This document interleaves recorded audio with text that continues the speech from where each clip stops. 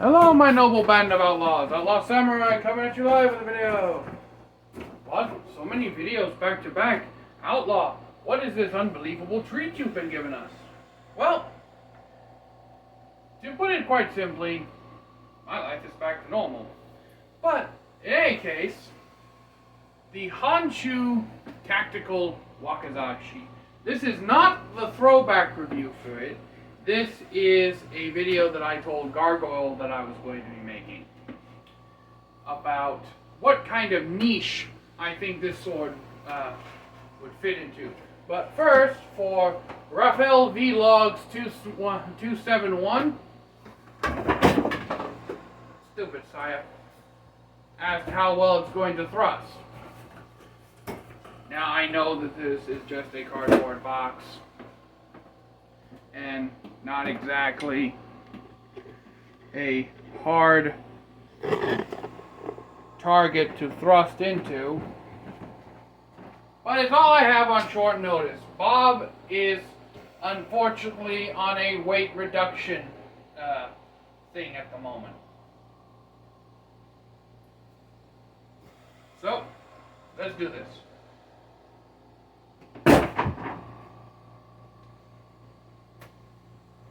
It thrusts quite well.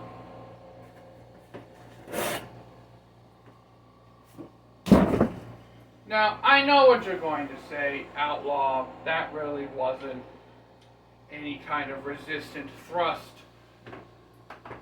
But still, unfortunately, if you've watched any of the recent videos, you'll know that our dear lapel Bob is unfortunately on a bit of a weight reduction surgery at the moment that I have to patch back up. But in any case, the niche that I think this sword would fall into, and it's not your stereotypical tactical, where you're like, oh, extreme emo edgelord. Now, the niche I feel this sword would fall into is actually bushcrafting. Or not so much bushcrafting, but more camping. And let me explain. This sword is thick and robust. It's almost as thick as the Warrior O with pretty much no distal taper. Now, I did have to do some grinding on this blade to remove the niku, or meat, turning it from a apple seed-like edge into a more V-like edge. Basically going from this to this, which allowed it to get a good, decent edge on it. Not to my standard of sharp, but definitely what I would consider utilitarian. And what would this be good for? Well, really a brush blade. I feel like this type of sword would be perfect for clearing thick brush, saplings, stuff, and basically stuff like that, clearing a trail, or if need be, a self-defense item against woodland creatures. Considering that while it is on the smaller side of blades, it is maneuverable for its size and weight. There is a noticeable resistance in quick changes, but because of its size and compact nature, it wouldn't really take up that much room on the side of a backpack or even on your belt, really. Especially if I don't have, I don't know where the hell my axe went to, but if we take the Shinwa no Ninjato and we see the size comparison here, The ninjato is actually bigger than the wakizashi. And while this isn't the axe I wanted to use in comparison, we can see that the axe is also bigger than the wakizashi. In fact, the axe's entire grip is the same length as the wakizashi. Now, I said it would be good defense against woodland creatures. Mainly what I'm considering woodland creatures that would attack you would probably be a bobcat or a coyote. And generally speaking, if you are attacked by any kind of animal, your first instinct would be to grab a gun. But let's just say that in this scenario, you're camping in an area where guns are not allowed, but there's no restriction on blades. This type of sword would be very useful in wilderness areas. It has a rubberized grip for non-slip cutting. The pommel is a bit weak. I'll get into that in the flowback review, but it also does lock your hand in place, and you can get a powerful swing out of this. And because of its overall streamlined design, it doesn't take up as much space as your standard katana tsuba, as we see the difference in tsubas here. Now granted, that ninjato has a slightly bigger tsuba than on most katana, but the point is still there, that I feel this would be a perfect camping blade. You could easily harvest wood, split wood, hell, even do pataning with this thing. The possibilities are there. And it is made out of 1060 high carbon steel. Or should I say 1060 mid carbon steel, because it's 1060 is in the middle range of the carbon steels. So it does have very good toughness and durability, and it can take a shock very well, which is what you want from a blade hacking into trees and other bits of lumber. Now, to get back to the wilderness kind of survival thing, let's say you're attacked by a coyote or a wolf or something, and you see the coyote, you see it charging at you, and it jumps. This thing would be very useful in cutting the coyote, or at least because of the size and weight of the blade, it'd be a lot easier to split the skull of the creature. Now, this does require a certain level of skill, don't get me wrong.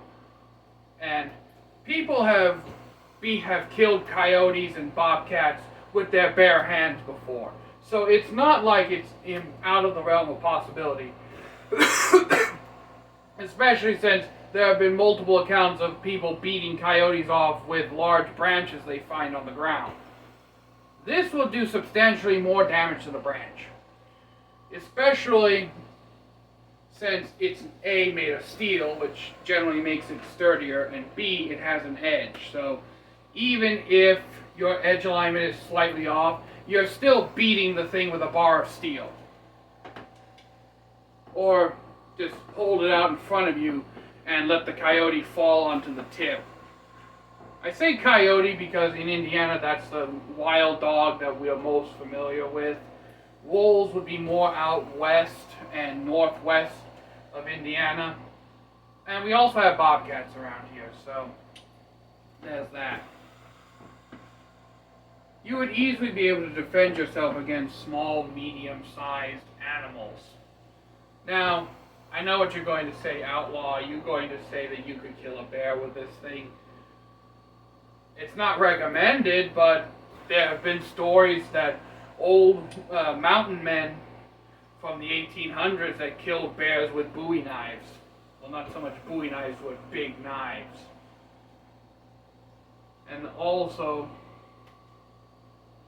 that the whole fighting a bear with a sword is its own video. The point of the matter is, most of the time you're not going to be running into bears or lions or wolves. Most of the time, any wild animal that may attack you would more likely than not be a coyote or a bobcat. So I feel like this, at least this style of sword, would be very well received among camping, bushcraft, wilderness survivalists, basically. Not so much, I don't want to say the tactical lovers, because let's face it, while this is a quote-unquote tactical sword, it's a modern katana, really. It doesn't have the same, like, tactical features. It doesn't have a black oxidized blade. It doesn't have weird cutouts all over the damn thing. And it's actually functional.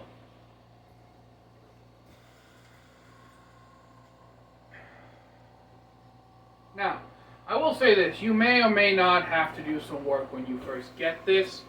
I got this, I think, only a couple of years after it was originally launched. So who knows if Honshu has improved their blades since then or not. I highly doubt it.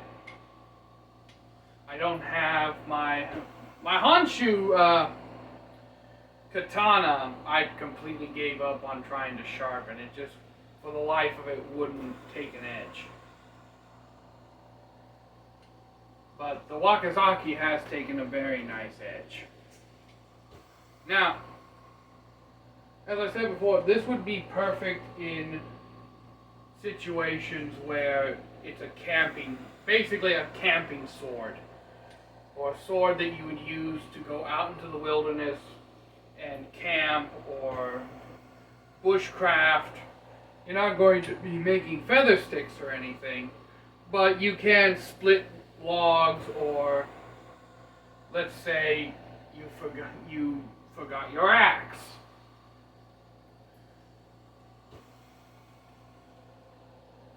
I mean, this would definitely split small to medium-sized logs, even if you were to baton with it. Or let's say that for whatever reason you're in a camping area that restricts the uses of axes. Again, this would be a perfect alternative. Or, as Scab would say, you know how some people have a truck knife? You know, a knife to basically clear brush if you need to, or do any of those kinds of things. Truck sword. A sword that you're not entirely worried about screwing up, that's purposely built to take abuse and will still keep on going. Honshu Tactical Wakizashi. But yeah, these are just my thoughts and everything about what kind of niche I feel this sword could fill. Basically, camping, bushcrafting, outdoor activities, and of course, being a truck sword.